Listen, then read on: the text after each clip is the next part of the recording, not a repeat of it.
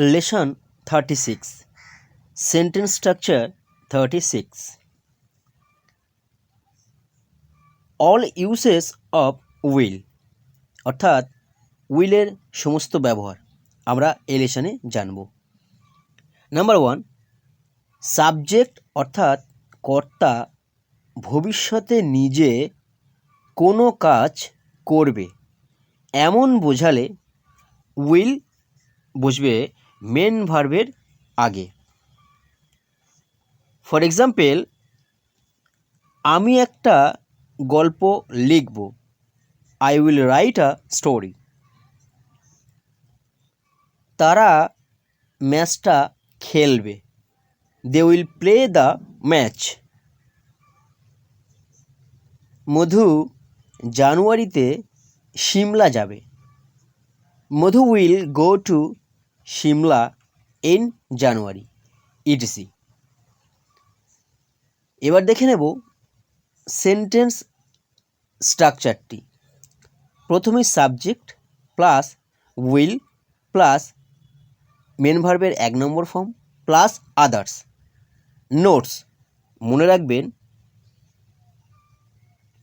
Number 1, সাবজেক্টটি first, second বা third যে পার্সনের থাক না কেন কিংবা সিঙ্গুলার বা প্লুরাল যে নাম্বারেই থাক না কেন, সমস্ত সাবজেক্ট বা কর্তার সঙ্গে উইল বসবে মেন ভার্বের আগে। নাম্বার 2, মেন ভার্ব এর প্রেজেন্ট ফর্ম অর্থাৎ V1 বসবে উইল এর পর। নাম্বার 3, আদার্স এই অংশগুলোতে আপনি আপনার ইচ্ছা মতো যে কোনো উপযুক্ত অবজেক্টস, কমপ্লিমেন্টস বা অ্যাডভার্বিয়ালস এগুলি বসাতে পারেন। Number 4, subject, object, complement, adverbial এগুলি কি সে সম্পর্কে বিস্তারিত জানতে লেসন 20টা দেখে নিতে পারেন।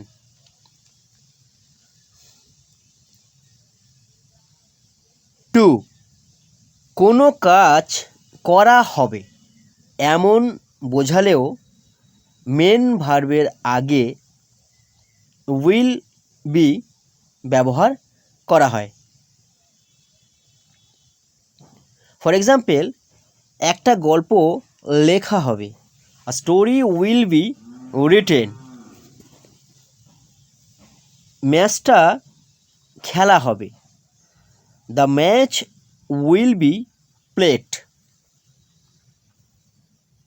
ছবিটা আঁকা হবে, the picture will be drawn, etc. এবার দেখে নেব সেন্টেন্স স্ট্রাকচারটি। প্রথমেই subject plus will be plus main ভার্বের third form plus others. Notes মনে রাখবেন, নাম্বার 1, সমস্ত সাবজেক্টস এর সঙ্গে উইল বি বসবে। নাম্বার 2,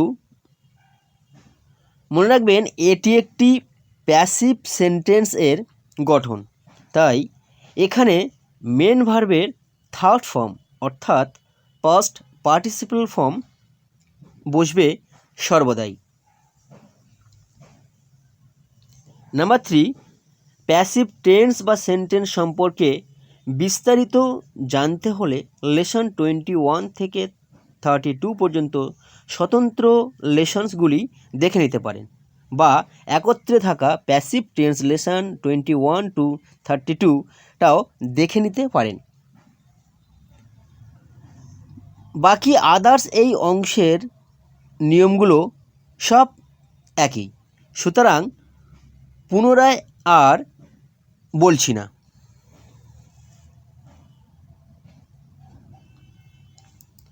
3, সাবজেক্ট অর্থাৎ কর্তা ভবিষ্যতে নিজে কোনো কাজ করতে থাকবে এমন বোঝালেও উইল বি বসবে মেন ভার্বের আগে। ফর এক্সাম্পল, আমি একটা গল্প লিখতে থাকব। I will be writing a story. তারা ম্যাচটা খেলতে থাকবে। They will be playing the match.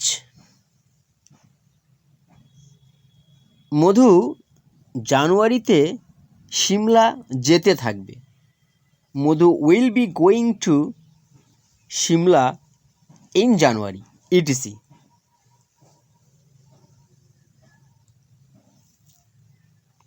Sentence structure, প্রথমেই subject plus will be plus main ভার্বের সঙ্গে আইএনজি প্লাস আদার্স। নোটস, মনে রাখবেন, নাম্বার 1, আপনি সমস্ত সাবজেক্ট বা কর্তার সঙ্গে উইল বি বসাতে পারেন। নাম্বার 2, মেন ভার্বের সঙ্গে আইএনজি যোগ হবে সর্বদাই। বাকি আদার্স এই অংশের নিয়মগুলো সব একই, সুতরাং পুনরায় আর বলছি না।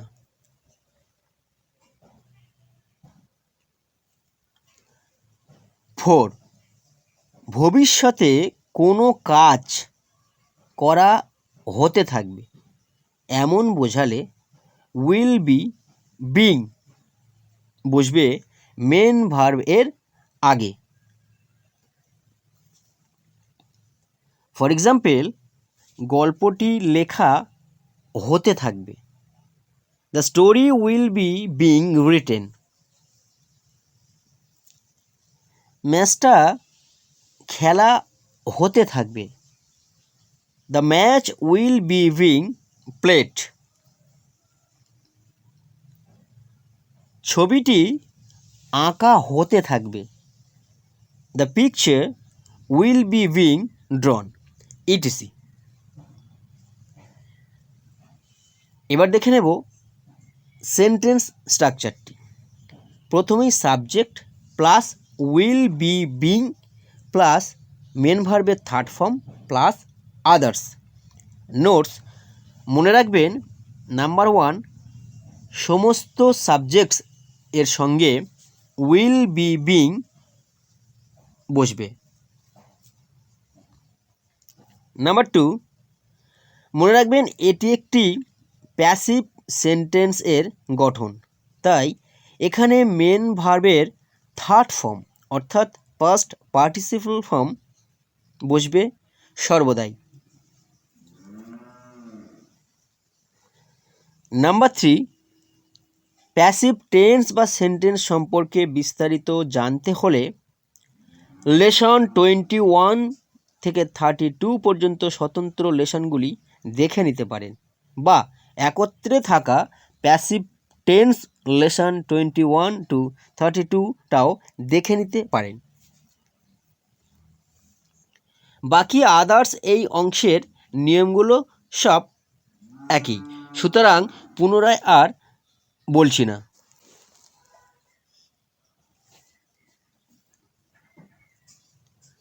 5, সাবজেক্ট বা কর্তা ভবিষ্যতে নিজে কিছু হবে বা নিজে কোনো স্থানে থাকবে এমন বোঝালেও উইল বি ব্যবহার করা হয়। আমি একজন লেখক হব। I will B a writer. Rehan বাড়িতে থাকবে। Rehan will be at home. আমি 1 মাসের জন্য বাংলাদেশে থাকব। I will be in Bangladesh for 1 month, etc. চলুন এবার দেখে নিই সেন্টেন্স স্ট্রাকচারটি। প্রথমেই subject plus will be plus others. Notes, মনে রাখবেন, নাম্বার 1, এই ধরনের বাক্যে মেন ভার্ব বা প্রিন্সিপাল ভার্ব বা অ্যাকশন ভার্ব থাকে না, কারণ এখানে কোনো রকম কাজ করা বোঝায়নি। সাবজেক্ট বা কর্তার নিজের হওয়া না হওয়া বুঝিয়েছে। তাই এই ধরনের বাক্যগুলি প্রাইমারি অথবা মডাল অক্সিলারি ভার্বসের উপর ভিত্তি করেই গঠন করা হয়। নাম্বার 2, প্রাইমারি অক্সিলারি ভার্বসগুলির ব্যবহার লেসন 1 থেকে 7 পর্যন্ত আলোচনা করেছি। প্রয়োজনে দেখে নিতে পারেন। লেসন 33 থেকে আমরা মডাল অক্সিলারি ভার্বসগুলির ব্যবহার শিখছি। নাম্বার 3, মেন ভার্ব ও অক্সিলারি ভার্ব কী, এদের মধ্যে পার্থক্য কী, কীভাবে চেনা যায়, কোথায় কিভাবে বসে, এ সম্পর্কে বিস্তারিত জানতে হলে ক্লাস 11টা দেখে নিতে পারেন। 4, সমস্ত সাবজেক্টের সঙ্গেই উইল বি বসবে। 5, মনে রাখবেন যে আদার্স এই অংশগুলোতে আপনি আপনার ইচ্ছামতো যে কোনো উপযুক্ত অবজেক্টস, কমপ্লিমেন্টস বা অ্যাডভার্বিয়ালস এগুলি বসাতে পারেন। 6, সাবজেক্ট, অবজেক্ট, কমপ্লিমেন্ট, অ্যাডভার্বিয়াল এগুলি কি সে সম্পর্কে বিস্তারিত জানতে হলে লেসন 20টা দেখে নিতে পারেন।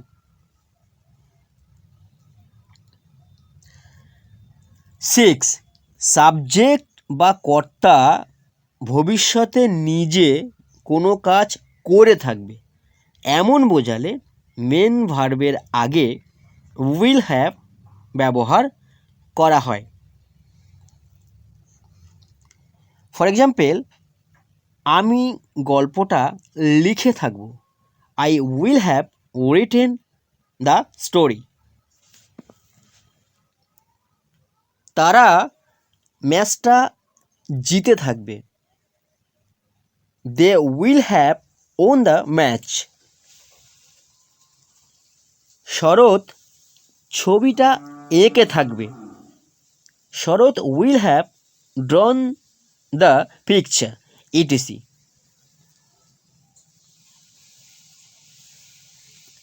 এবার দেখে নেব সেন্টেন্স স্ট্রাকচার। প্রথমেই subject plus will have plus main ভার্বের third form plus others. Notes, মনে রাখবেন নাম্বার 1, সমস্ত সাবজেক্ট এর সঙ্গেই উইল হ্যাভ বসবে এবং মেন ভার্বের থার্ড ফর্ম অর্থাৎ পাস্ট পার্টিসিপল ফর্ম বসবে সর্বদাই।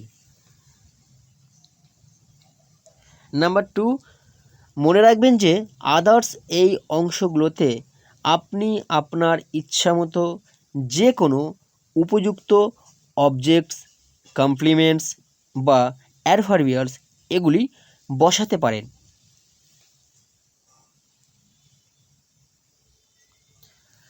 7, কোনো কাজ করা হয়ে থাকবে এমন বোঝালে মেন ভার্ব এর আগে উইল হ্যাভ বিন ব্যবহার করা হয়। গল্পটা লেখা হয়ে থাকবে। The story will have been written. ম্যাচটা জেতা হয়ে থাকবে। The match will have been won. ছবিটা আঁকা হয়ে থাকবে। The picture will have been drawn etc. Sentence structure. প্রথমেই subject plus will have been plus main ভার্বের third form plus others. Notes, মনে রাখবেন নাম্বার 1, আপনি সমস্ত সাবজেক্ট এর সঙ্গেই উইল হ্যাভ বিন বসাতে পারেন। নাম্বার 2, মনে রাখবেন এটি একটি প্যাসিভ সেন্টেন্স এর গঠন, তাই এখানে মেন ভার্বের থার্ড ফর্ম অর্থাৎ পাস্ট পার্টিসিপল ফর্ম বসবে এবং প্যাসিভ টেন্স বা সেন্টেন্স এর নিয়ম অনুযায়ী বাক্য গঠন করতে হবে। 3. প্যাসিভ টেন্স বা সেন্টেন্স সম্পর্কে বিস্তারিত জানতে হলে লেসন 21 থেকে 32 পর্যন্ত ক্লাসগুলো দেখে নিতে পারেন বা একত্রে থাকা প্যাসিভ টেন্স লেসন 21 to 32 নামক লেসনটিও দেখে নিতে পারেন। আপনি সমস্ত লেসনস এর লিঙ্ক ডেসক্রিপশানে একত্রে পেয়ে যাবেন। 4. আদার্স এই অংশগুলোতে আপনি আপনার ইচ্ছা মতো যে কোনো উপযুক্ত অবজেক্টস, কমপ্লিমেন্টস বা অ্যাডভার্বিয়ালস এগুলি বসাতে পারেন। 8. সাবজেক্ট বা কর্তার নিজের অধিকারে ভবিষ্যতে কোনো কিছু থাকবে কিংবা সাবজেক্ট বা কর্তা ভবিষ্যতে নিজে কিছু পাবে এমন বোঝালেও উইল হ্যাভ ব্যবহার করা হয়। ফর এক্সাম্পল, আমার একটা গাড়ি থাকবে, I will have a car. তোমার ইংরেজিতে অনেক জ্ঞান থাকবে, you will have a lot of knowledge in English. তার অনেক বন্ধু থাকবে, she will have many friends etc.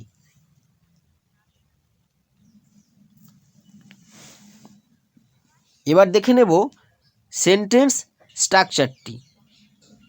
প্রথমেই subject plus will have plus others. Notes, মনে রাখবেন নাম্বার 1, সাবজেক্টটি যে পার্সন বা নাম্বারে থাক না কেন সমস্ত সাবজেক্ট এর সঙ্গেই উইল হ্যাভ বসবে। নাম্বার 2, মনে রাখবেন যে এই ধরনের বাক্যেও মেন ভার্ব বা প্রিন্সিপাল ভার্ব বা অ্যাকশন ভার্ব থাকে না, কারণ এখানে কোনো রকম কাজ করা বোঝায়নি, বরং সাবজেক্ট বা কর্তার নিজের অধিকারে কিছু থাকা বা না থাকা বুঝিয়েছে। তাই এই ধরনের বাক্যগুলি প্রাইমারি অথবা মডাল অক্সিলারি ভার্বসের উপর ভিত্তি করেই গঠন করা হয়।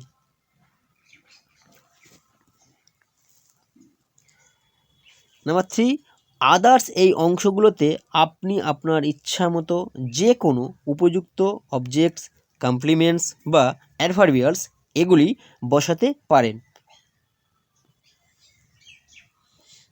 নাম্বার 4, আবারও বলছি, সাবজেক্ট, অবজেক্ট, কমপ্লিমেন্ট, অ্যাডভার্বিয়াল এগুলি কি, কিভাবে চেনা যায়, কোথায় বসে সে সম্পর্কে বিস্তারিত জানতে হলে লেসন 20টা দেখে নিতে পারেন।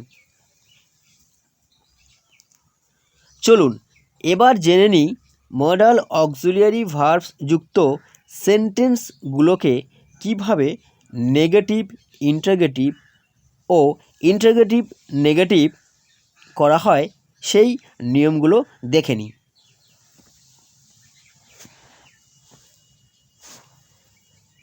নাম্বার 1, আগের লেসনগুলিতে বর্ণিত নিয়মের মতো একইভাবে অ্যাফার্মেটিভ সেন্টেন্স এর হেল্পিং ভার্ব এর পর অর্থাৎ উইল এর পর নট বসিয়ে বাক্যটি নেগেটিভ সেন্টেন্স করা হয়। নাম্বার 2, উইলকে সাবজেক্টের আগে বসিয়ে বাক্যটিকে ইন্টারগেটিভ সেন্টেন্স করা হয়। নাম্বার 3, ইন্টারগেটিভ সেন্টেন্সের সাবজেক্টটি নাউন হলে নট নাউনের আগে বসিয়ে এবং প্রোনাউন হলে পরে বসিয়ে বাক্যটিকে ইন্টারগেটিভ নেগেটিভ করা হয়। চলুন উদাহরণের মাধ্যমে নিয়মগুলো বুঝে নিই। প্রথমেই দেখে নেব অ্যাফার্মেটিভ সেন্টেন্সের গঠন। I will write a story, I will B a writer, I will have a car, etc. এবার দেখে নেব নেগেটিভ সেন্টেন্সের গঠন। I will not write a story, I will not be a writer, I will not have a car, etc. এবার দেখে নেব interrogative সেন্টেন্সের গঠন। Will I right a story, will I B a writer, will I have a car, etc. এবার দেখে নেব interrogative negative সেন্টেন্সের গঠনটি। Will I not write a story, will I not be a writer, will I not have a car, etc. এই হলো 4টি সেন্টেন্সের 4টি গঠন। এবার আমরা জানবো কিছু স্পেশাল নোটস, যেগুলো আপনাকে বিশেষভাবে মনে রাখতে হবে। নাম্বার 1, ডিয়ার ফ্রেন্ডস, মনে রাখবেন যে বর্তমানে যেহেতু শ্যালের ব্যবহার অপ্রয়োজনীয়, সেহেতু আমি শ্যালের ব্যবহার নিয়ে কোনোরূপ আলোচনা করব না। আপনি বর্তমানে সমস্ত রকম সাবজেক্ট অর্থাৎ কর্তার সঙ্গেই উইলকে ব্যবহার করতে পারেন। নাম্বার 2, ফ্রেন্ডস, উইল এর আরও কয়েকটা ব্যবহার আছে, কিন্তু সেগুলো বিশেষ গুরুত্বপূর্ণ নয়, সুতরাং সেগুলো নিয়ে আর আলোচনা করলাম না। যাই হোক, সবাই ভালো থাকুন, সুস্থ থাকুন। ফিরে আসছি পরবর্তী লেসনে উডের ব্যবহার নিয়ে।